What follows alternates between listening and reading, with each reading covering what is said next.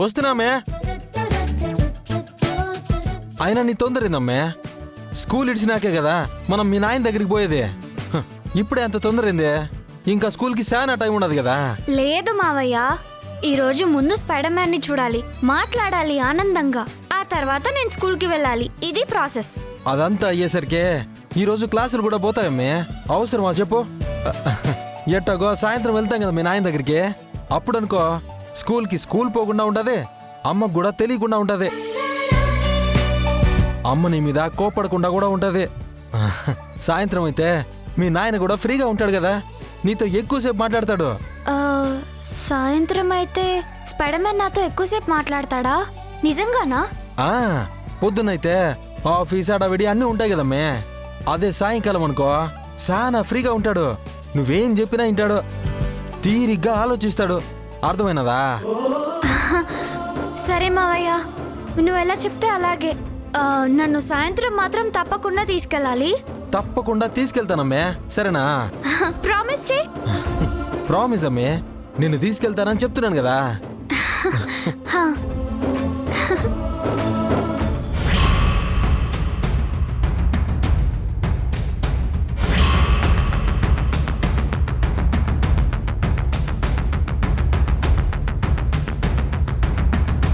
Madam, madam, మా madam రాత్రి ఇంటికి రాలేదు. తనకి ఏమైందో ఏమో. అసలే ఈ నెల శాలరీ కూడా ఇవ్వలేదు. మేడం, మేడం,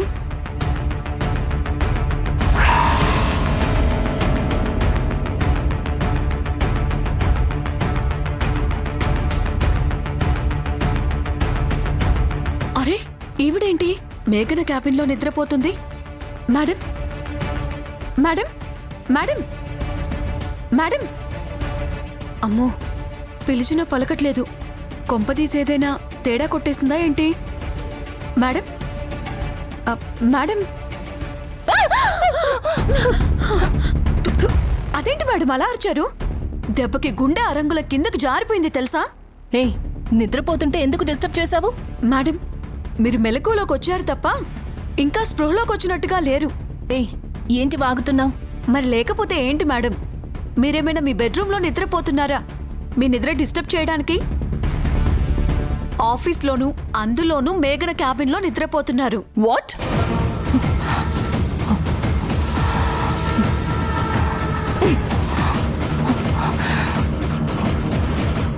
మీరు రాత్రి ఇంటికి రాలేదు. ఎన్నిసార్లు ఫోన్ చేసినా లిఫ్ట్ చేయలేదు. అందుకే భయంతో తెల్లారగానే పరిగెత్తుకుంటూ వచ్చాను. ఒకవేళ మీరు ఆఫీస్లో కనుక లేకపోతే నేను డైరెక్ట్గా పోలీస్ స్టేషన్కి వెళ్ళి మా మేడం కనపడట్లేదు అని కంప్లైంట్ ఇద్దామనుకున్నాను. ఏయ్, బుద్ధుందా నీకు? నేను మిస్సింగ్ ఏంటి?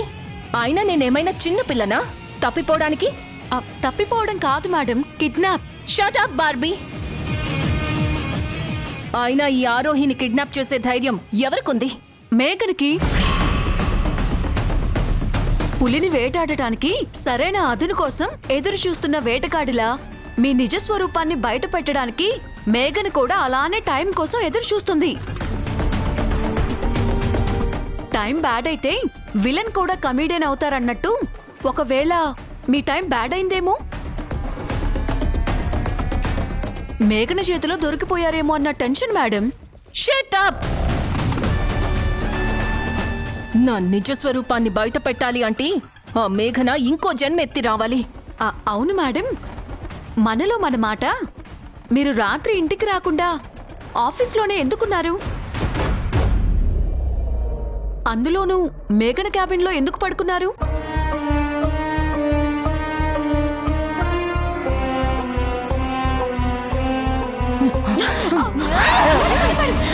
ఓ my god, oh my god, oh my god. Madam, ఏం చేస్తున్నారు మీకు అర్థమవుతుందా? శివుడి చేతిలో త్రిశూలం, విష్ణుమూర్తి చేతిలో సుదర్శన చక్రం ఎలాగో మేఘనకి ఈ విగ్రహం అలాగా. మీరు ఈ విగ్రహాన్ని పగలగొడితే ఇంకేమైనా ఉందా? మేఘన మీ తలకాయ పగలగొట్టడం పక్కా. ఏయ్,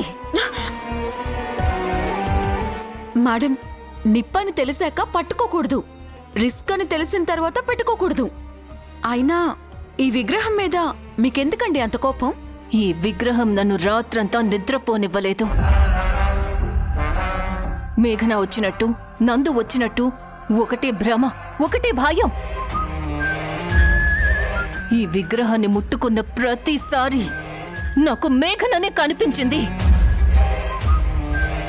ఇటు ఈ విగ్రహం, అటు మేఘన కలిసి నన్ను ఫుట్బాల్ ఆడుకున్నట్టు ఆడుకున్నారు. నేను భయంతో వణికిపోయేలా చేశారు. కళ్ళు మూస్తే చాలు ఉలికి పడేలా చేశారు. అందుకే ఇది నా కళ్ళ ముందు ఉండడానికి వీల్లేదు. అయిపోయింది మేడం, మీ పని అయిపోయింది. పడినట్టే, మీకు టైం దగ్గర పడినట్టే. హే, ఏంటి వాగుతున్నావు? అయ్యయ్యో, వాగటం కాదు మేడం, నిజం చెప్తున్నాను.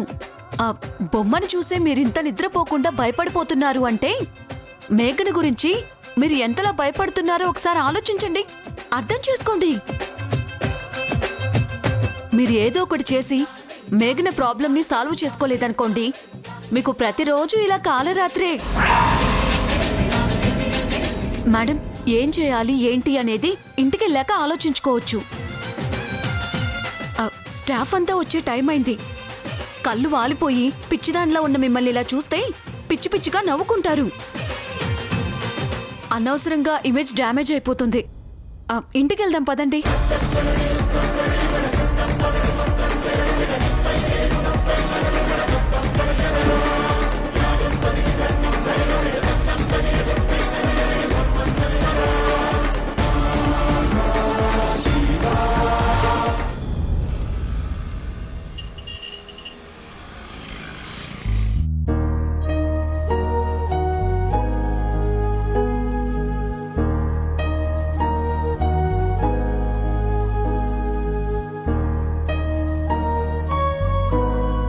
నీకు తెలియకుండా నీ బాక్స్లో ఫుడ్ తిన్నారంటే వాళ్ళు ఖచ్చితంగా నీకు చెప్పకుండా తినే హక్కు, అధికారం ఉన్నవాళ్ళై ఉంటారు. మేఘన తప్ప ఎవరు తింటారు? అంటే మేఘన నేను లేనప్పుడు నా డెస్క్ దగ్గరకు వచ్చి బాక్స్ ఓపెన్ చేసి తినేసిందా? అమ్మ చేసిన వంట మీద మేఘనకు అంత ఎమోషన్ ఉందా? హాయ్ నందు. లత, నువ్వా?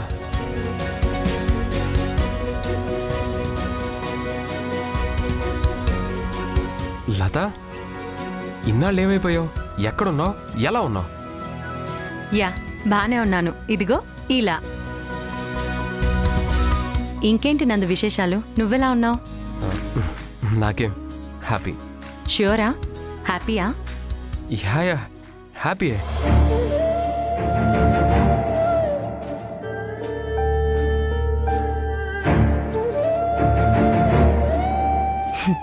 ఫ్రెండ్తో అబద్ధాలు ఆడడం ఎప్పుడు నేర్చుకున్నావు నందు?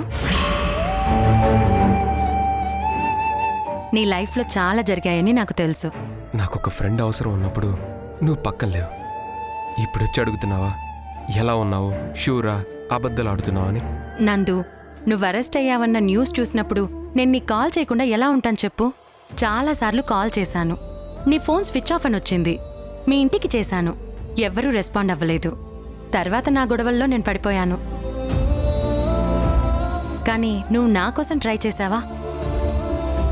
నీ జీవితంలో ఇన్ని జరిగినప్పుడు, ఒక ఇంపార్టెంట్ డెసిషన్ తీసుకోవాల్సి వచ్చినప్పుడు నాతో ఒక్కసారి షేర్ చేసుకోవాలని నీకు అనిపించలేదా? ఫ్రెండ్ని కదా, సలహా ఇచ్చినా, సందేహం అడిగినా నీకోసమే ఆలోచిస్తా కదా. నీ తరపునే ఆలోచిస్తాను కదా. అడిగుండొచ్చు కదా ఒక మాట. మేఘనని కలిసావా? నిన్న మీ ఆఫీస్కొచ్చాను. ఆఫీస్కొచ్చావా? మరి నన్నెందుకు కలవలేదు? నీతో మాట్లాడదామని చూశాను, నువ్వు బిజీగా ఉన్నావు.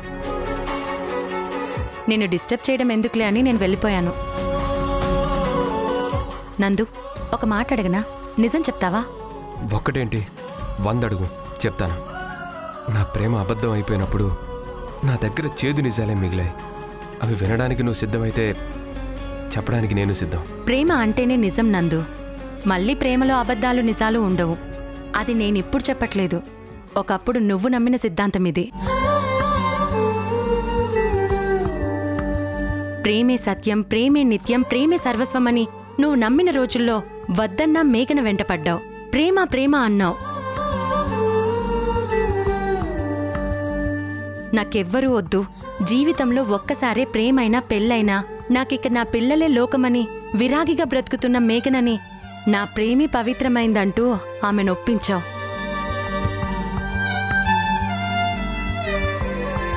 నీ పిల్లలే నా పిల్లలని ఆమెకి ప్రమాణాలు చేశావు. పెళ్లి చేసుకున్నావు. కొత్త బంధాలు కల్పించావు. ఆ పిల్లలకి తండ్రి ప్రేమ రుచి చూపించావు. ఇంత చేసిన వాడివి ఒక చిన్న సంఘటనతో మొత్తం అబద్ధం అంటున్నావు. ఇప్పుడు ప్రేమే లేదంటున్నావు. బలవంతంగా ఆమె జీవితంలోకి చొచ్చుకుని వెళ్ళి ఇప్పుడు బలవంతంగా ఆమెను నీ జీవితంలో నుంచి పంపించేశావు. ఏంటిది నందు?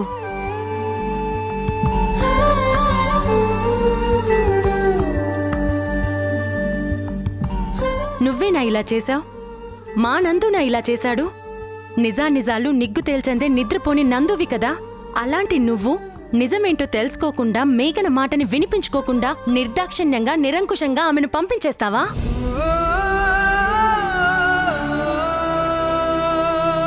పోనీ పంపించి నువ్వేమైనా ప్రశాంతంగా ఉన్నావా? తనని తలుచుకుంటున్నావు. తన గురించి ఆలోచిస్తున్నావు. తనతో అర్థం పర్థం లేని గొడవలు పడుతూ ఆ గొడవల్లో ఏదో ఒక అర్థం వెతుక్కుంటూ బ్రతుకుతున్నావు. నీ ఫ్రెండ్గా అడుగుతున్నాను, నువ్వు చేసిందంతా నీకు న్యాయంగా అనిపిస్తుందా? కరెక్ట్ అనుకుంటున్నావా? లోపల మేఘన మీదున్న ప్రేమని బలవంతంగా చంపుకోవడానికి చూస్తున్నావే కాని ఇదంతా నీకు ఓకేనా నందు?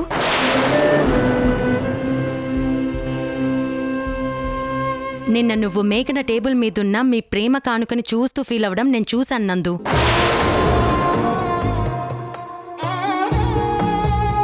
నాకెందుకో నిన్ను నువ్వే మోసం చేసుకుంటున్నావనిపిస్తోంది. నీ మనసులో ఉన్నదొకటి, నువ్వు బయటికి చూపిస్తున్నదొకటి. నీ మనసులో నమ్ముతున్నదొకటి, నువ్వు ప్రపంచాన్ని నమ్మిస్తున్నది మరొకటి. నా కళ్ళల్లోకి సూటిగా చూసి చెప్పు నందు, అసలు నీ మనసులో ఏముంది?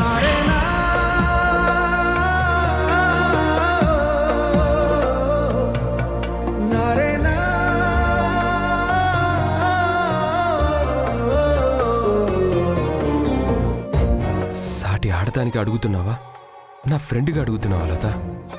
ముందు నేను నీ ఫ్రెండ్ని నందు, ఇది నమ్ము. నమ్మితే చెప్పు.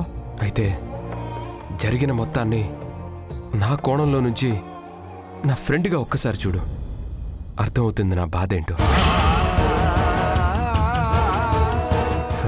నిజమే, నువ్వన్నది నిజమే. ప్రేమ ప్రేమ అని వెంటపడ్డాను. ఆమెని ప్రేమించడం కన్నా ముందు ఆమె పిల్లల్ని అభిమానించాను. నిత్యతో నాకు ఒక తండ్రి కూతుళ్ళ అనుబంధం ఏర్పడ్డాకే నాకు వాళ్ళమ్మ మీద ప్రేమ బలపడింది. 2 పిల్లలున్న ఒక విడోను నాలాంటి వాడు ప్రేమిస్తే ఈ సమాజం, ఈ కుటుంబం ఎన్ని రకాలుగా అవమానిస్తుందో అన్ని రకాలుగా అవమానించింది, ప్రశ్నించింది, సవాలు విసిరింది. అన్నిటినీ నేను ఫేస్ చేశాను, భరించాను, తట్టుకున్నాను, ఎదిరించాను.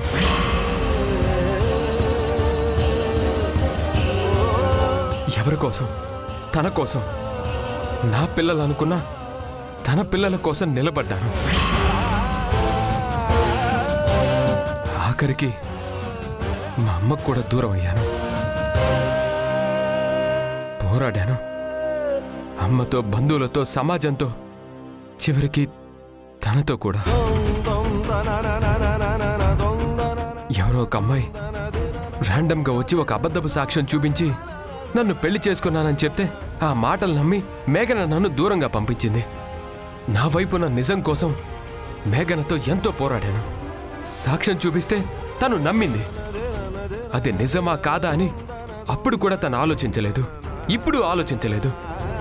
ప్రతిసారి ఎవరో చేసిన తప్పులకి, ఎవరో క్రియేట్ చేసిన దొంగ సాక్ష్యాలకి మేఘన నన్ను బలి తీసుకుంది. మొదటిసారి నన్ను అవమానించినా, అనుమానించినా, తిట్టినా తట్టుకున్నాను. అది 4 గోడల మధ్య జరిగింది.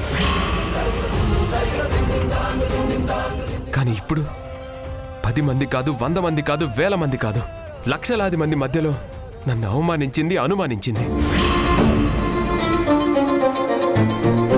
నా కెరియర్ని, నా కుటుంబాన్ని, నా భవిష్యత్తుని బలి తీసుకుంది. తట్టుకోగలనా? ప్రాణంగా ప్రేమించిన తనే చెయ్యని తప్పుకి నన్ను దోషిగా నిలబెట్టింది. ఏ సమాజాన్నైతే ఎదిరించి తన కోసం నిలబడ్డానో, ఏ కుటుంబాన్నైతే లెక్క చేయకుండా తనని పెళ్లి చేసుకున్నానో, ఆ సమాజం ముందు, నా కుటుంబం ముందు, మా అమ్మ ముందు నన్ను తలదించుకునేలా చేసింది. నువ్వు మమ్మల్ని ఎదిరించి పెళ్లి చేసుకున్న పిల్ల చూసావా? నిన్ను నట్టేట ఎలా ముంచిందో అని వాళ్ళు తమ చూపులతోనే, మౌనంతోనే నన్ను ప్రతి పూట ప్రశ్నిస్తుంటే ప్రేమలో, జీవితంలో తనని నమ్మి ఓడిపోయి నిలబడ్డాను. చేతకాని వాడ్లా మేఘనని నమ్మి చెడ్డ మనిషిలా నిలబడ్డా. భార్య భర్తలు విడిపోతే అందరూ భార్య వైపే ఆలోచిస్తారు. భర్త వదిలేశాడు, గెంటేశాడు అని ఆ భార్య కోణంలో నుంచే చూస్తారు లత. ఇది కామనే. కానీ ఒక్కసారి ఆ భర్త కోణంలో నుంచి చూస్తే అర్థమవుతుంది. ప్రేమించేటప్పుడు మగాడు ఎలా ఉన్నా మెడలో 3 ముళ్ళు వేసేటప్పుడు ప్రతి మగాడు బాధ్యతతో వేస్తాడు. భార్య పట్ల బాధ్యతతో ఉంటాడు. ఆ బాధ్యతతోనే పగలు రాత్రి కష్టపడి పని చేస్తాడు. దేవుడు ముందు తలంచుతాడో లేదో కానీ భార్య ముందు తలంచుతాడు. అలాంటి మగాడికి భార్య నుంచి విడిపోవడం అంటే గుండెల్లో ఎన్ని నరాలు తెగిపోతాయో తెలుసా? ఎక్కడ ఓడినా, ఎవరితో ఓడినా భార్య తోడుండే ప్రతి ఓటమిని గెలుపుగా మార్చుకునే మగాడు ఆ భార్యతోని విడిపోవాల్సి వస్తే ఆ తరువాత ఎన్ని గెలుపులొచ్చినా ఓటమిలాగే చూస్తాడు. ఎంత ఎత్తుకు ఎదిగినా జీవితంలో ఓడిపోయాననే అనుకుంటాడు. ఆ బాధ ఎలా ఉంటుందో తెలుసా? నరకంలా ఉంటుంది.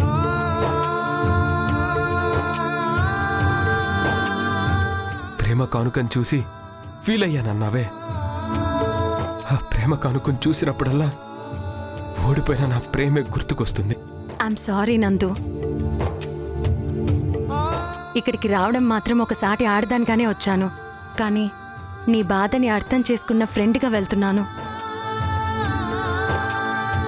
ఒక్క మాట మాత్రం చెప్తాను నందు, నీ ప్రేమ గెలవాలి. ఎప్పటికైనా నువ్వు గెలవాలి. మళ్ళీ నువ్వు తలెత్తుకొని నిలబడాలి. ఇదంతా జరగాలంటే మీరిద్దరు మళ్ళీ కలవాలి. అదే నా మొదటి కోరిక, చివరి కోరిక కూడా అనుకో. చివరి కోరికేంటి లత? అలా అనుకో, బాధేస్తుంది. నిజం నందు, నాకింకేం కోరికలు లేవు. నాకేం జరిగిందో అది విధి. నాకేం జరగాలో అది వద్దనుకున్నా జరుగుతుంది. అందుకే నాకింక వేరేం కోరికలు లేవు నందు. వదిలేశాను లైఫ్ని, ఒక ఫ్లోలో వెళ్ళిపోతున్నా. కానీ ఈ క్షణం నుంచి నాకున్న ఒకే ఒక్క కోరిక మీ ఇద్దరూ కలవడమే. లేదు లత, దానికి ఛాన్స్ లేదు. కొన్ని గాయాలు ఎప్పటికీ మానవు లత. నీ కోరిక కోరికగానే మిగిలిపోతుంది.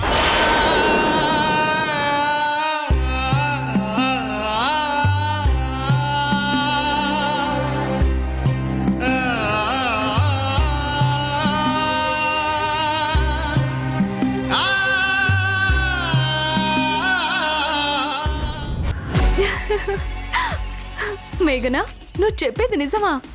ఆరోహి అంతలా భయపడిపోయిందా? మామూలుగా కాదు. ఏది నిజమో ఏది భ్రమో అర్థం కాక టెన్షన్తో వణికిపోయింది. రాధాకృష్ణుల బొమ్మను చూస్తే చాలు తనని చంపడానికి నా రూపంలో యమధర్మరాజు వస్తున్నట్టు భయంతో గజగజలాడిపోయింది. నీకొక విషయం తెలుసా? నేను ఫైల్ తీసుకోవడానికి క్యాబిన్ దగ్గరికి వెళ్తే నేను నిజంగానే వచ్చానా లేదంటే భ్రమ అని పిచ్చి దానిలాగా బిత్తర చూపులు చూస్తూ ఉండిపోయింది. నాకు తెలిసి ఆరోహి రాత్రంతా నిద్రపోయి ఉండదు. ఆఫీస్లో భయంతో కాళరాత్రి చూసుంటుంది. ఆ భయంతో ఇక ఈరోజు ఆఫీసుకు కూడా రాదు. తిక్క బాగా కుదిరింది. మేఘనా, నువ్వు దాన్ని అలాగే భయపెడుతూ ఉండాలి. దాని నిజస్వరూపాన్ని, కుట్రని నందుకి తెలిసేలా చేసి నువ్వు నందు ఒక్కటవ్వాలి. మీ కాపురం కుదుటపడి నువ్వు నందు ఇంతకు ముందులా హ్యాపీగా ఉండాలి. ప్రతి క్షణం అవే ప్రయత్నాల్లో ఉన్నాను నవ్య. దేవుడి దయ వల్ల అలాంటి రోజు చాలా తొందరలోనే వస్తుందనే నమ్మకంతో ఉన్నాను. దేవుడంటే గుర్తొచ్చింది. నేను గుడికి వెళ్ళాలి. రెడీ అవుతాను. అలాగే.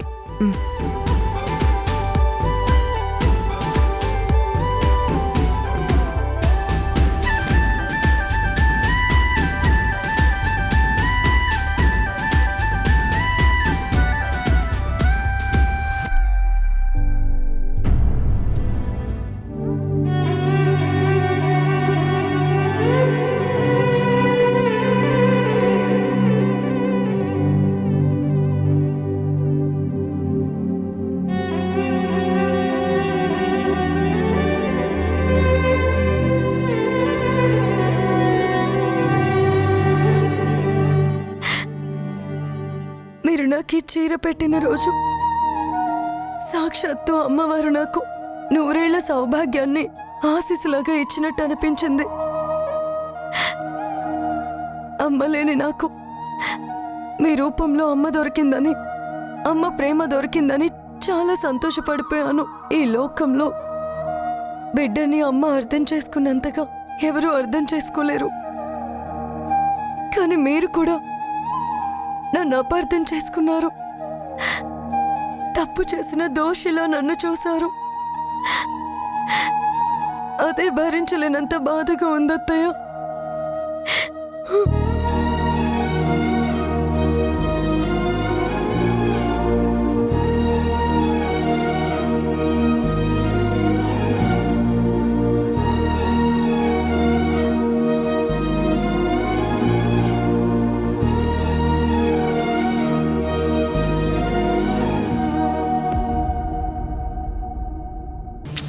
నాన్న ఆఫీస్ నుంచి ఇంకా రావట్లేదేంటి?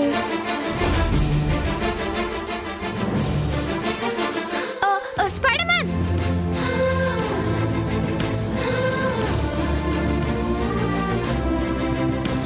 Spider man!